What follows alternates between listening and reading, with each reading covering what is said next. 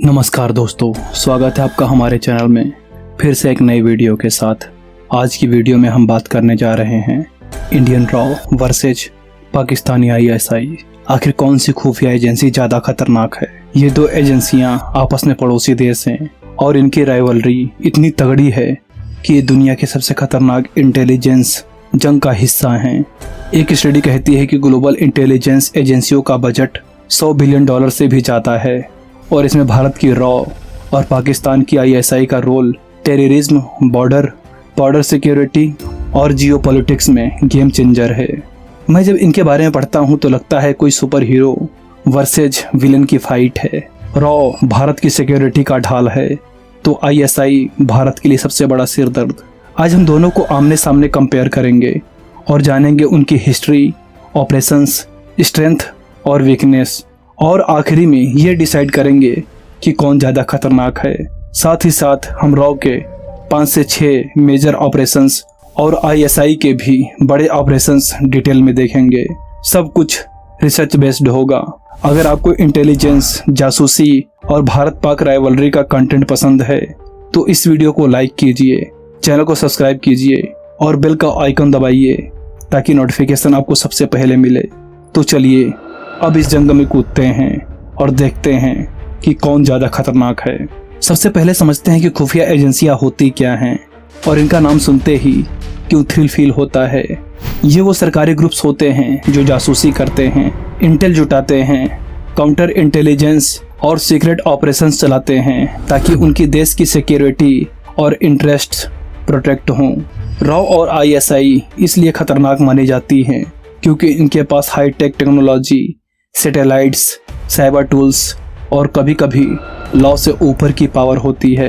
एक रिपोर्ट कहती है कि टॉप इंटेलिजेंस एजेंसियां हर साल हजारों ऑपरेशन चलाती हैं और ज़्यादातर सीक्रेट रहते हैं।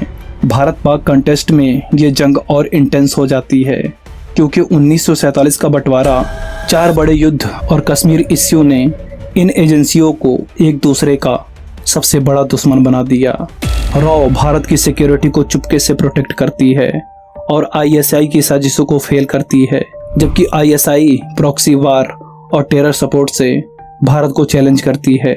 लेकिन कड़वा सच ये है कि दोनों अपने अपने देश के लिए काम करती हैं और ज़रूरी भी हैं, पर इनके ऑपरेशंस कई बार कंट्रोवर्शियल भी हो जाते हैं, जैसे ह्यूमन राइट्स इश्यूज या फॉरेन इंटरफेरेंस। ज़रा सोचो, अगर रॉ और आईएसआई ना होती तो भारत पाक रिलेशन कितना अलग होता। खैर छोड़ो, ये तो होने से रहा। चलो अब दोनों को डिटेल में कंपेयर करते हैं। सबसे पहले बात करते हैं रॉ यानी रिसर्च एंड एनालिसिस विंग की। ये भारत की फॉरेन इंटेलिजेंस एजेंसी है और ये बनी थी 1968 में, जब भारत को पाकिस्तान और चीन से बड़े खतरे महसूस होने लगे। इसका हेडक्वार्टर दिल्ली में है और बजट 3000 करोड़ रुपए से ज़्यादा है, जिसमें 5000 से ज़्यादा एजेंट्स काम करते हैं। रॉ खतरनाक इसलिए है क्योंकि ये साइलेंटली भारत की सिक्योरिटी को प्रोटेक्ट करती है, फिर चाहे वो टेररिज्म रोकना हो, आईएसआई की साजिशों को फेल करना हो या साउथ एशिया में भारत की पावर को दिखाना हो। रॉ की स्ट्रेंथ है इसका लो प्रोफाइल अप्रोच। इसके ऑपरेशंस के बारे में दुनिया को तब पता चलता है जब काम पूरा हो चुका होता है, मगर इसकी वीकनेस ये है कि इसका बजट और रिसोर्सेज अमेरिका की CIA या चाइना की MSS जैसे ग्लोबल प्लेयर्स से बहुत कम है और कभी कभी पॉलिटिकल इंटरफेरेंस इसका काम मुश्किल कर देते हैं। लेकिन इसके बावजूद रॉ ने ऐसे ऑपरेशंस किए हैं जिन्होंने दुनिया को भारत की ताकत दिखाई। अब रॉ के कुछ मेजर ऑपरेशंस पर आते हैं। पहला ऑपरेशन है स्माइलिंग बुद्धा 1974। रॉ ने भारत के पहले न्यूक्लियर टेस्ट की सिक्योरिटी और इंटेल हैंडल की। पोखरण में ये टेस्ट सक्सेसफुल रहा और दुनिया को भारत की न्यूक्लियर पावर का पता चला। सबसे मजेदार बात ये थी कि अमेरिका की CIA जैसी एजेंसी को भी इसकी भनक तक नहीं लगी और यही रॉ की साइलेंट पावर थी। दूसरा ऑपरेशन है मेघदूत 1984। सियाचिन में पाकिस्तान ग्लेशियर पर कब्जा करने वाला था। रॉ ने उसकी प्लानिंग की इंटेल दी और भारत ने पहले कदम उठाकर दुनिया की सबसे ऊंची बैटलफील्ड जीत ली। ये एक स्ट्रेटेजिक मास्टर स्ट्रोक था। तीसरा ऑपरेशन कैक्टस 1988 में मालदीव्स में तमिल मर्केनरीज ने कूप की कोशिश की, रॉ ने इसकी इंटेल दी और इंडियन आर्मी ने सिर्फ 24 घंटे में प्रेसिडेंट को बचा लिया। ये भारत की रीजनल पावर का सबूत था। चौथा है ऑपरेशन लीच 1998। म्यांमार में रॉ ने नॉर्थ ईस्ट के NSCN टेररिस्ट को ट्रैक किया और ज्वाइंट ऑपरेशन से उन्हें न्यूट्रलाइज किया। इससे नॉर्थ ईस्ट में इमरजेंसी काफी हद तक कम हुई। पांचवा ऑपरेशन है ब्लू स्टार 1984।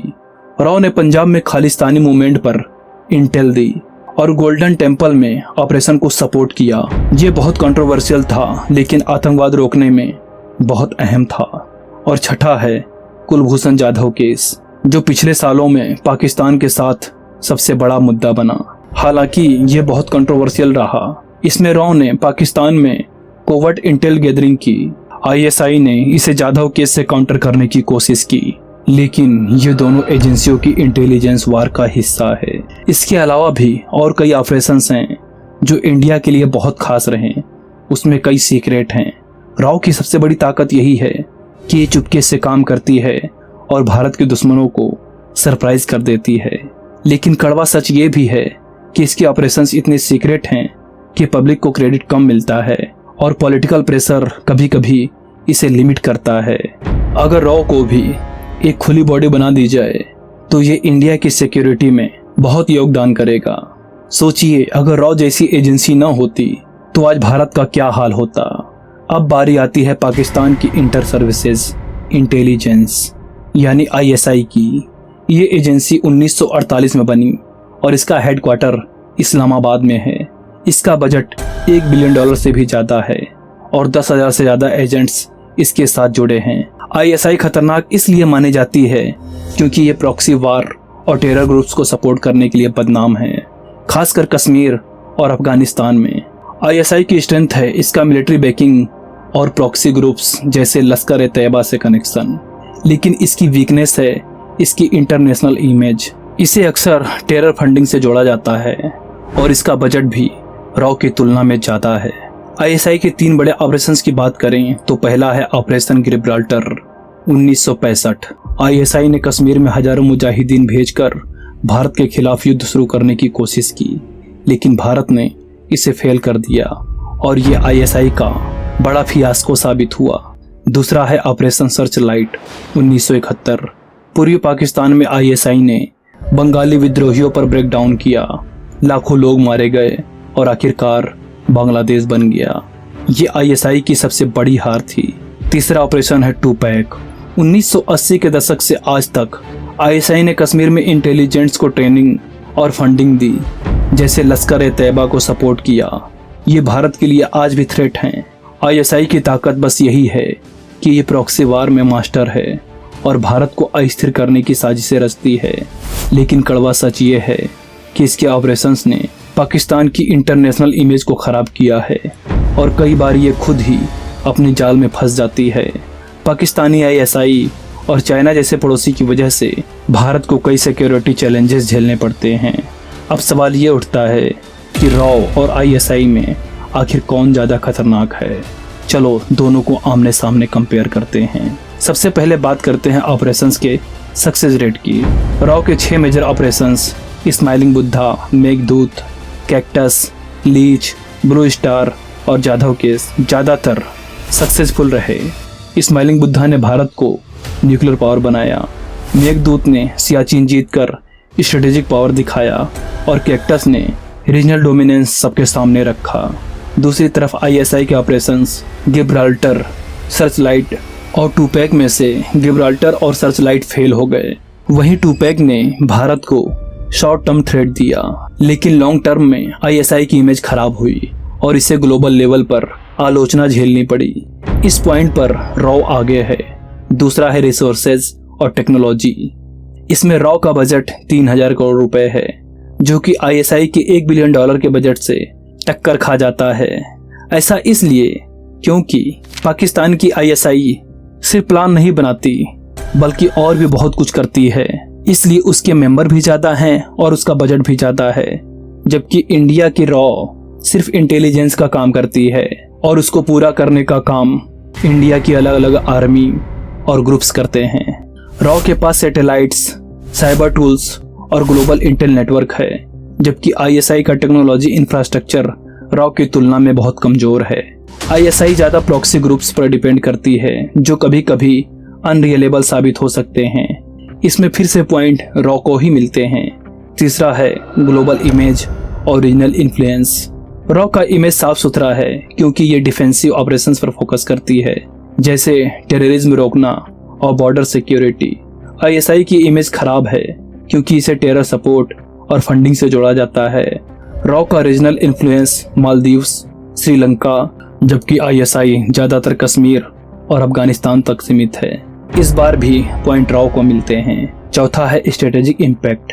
रॉ के ऑपरेशंस ने भारत को स्ट्रेटेजिकली स्ट्रॉन्ग किया है, जैसे न्यूक्लियर पावर, सियाचिन कंट्रोल और रीजनल डोमिनेंस। वहीं आईएसआई के ऑपरेशंस ने शॉर्ट टर्म में भारत को चैलेंज किया, लेकिन लॉन्ग टर्म में बांग्लादेश की हार और ग्लोबल क्रिटिसिज्म ने पाकिस्तान को कमजोर किया।